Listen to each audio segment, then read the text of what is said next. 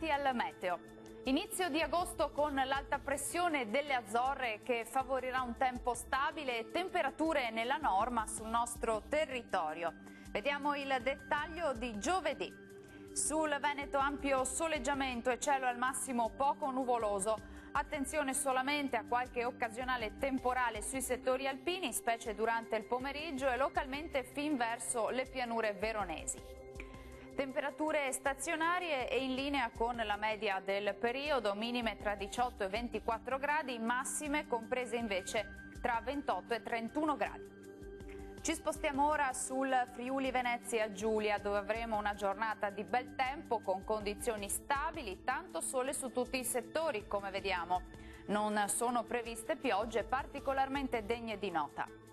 Temperature invariate, minime tra 21 e 25 gradi, massime tra 29 e 30 gradi. Uno sguardo infine al Trentino Alto Adige, dove avremo un tempo asciutto al mattino, poi qualche temporale a carattere sparso, possibile un po' su tutta la nostra regione.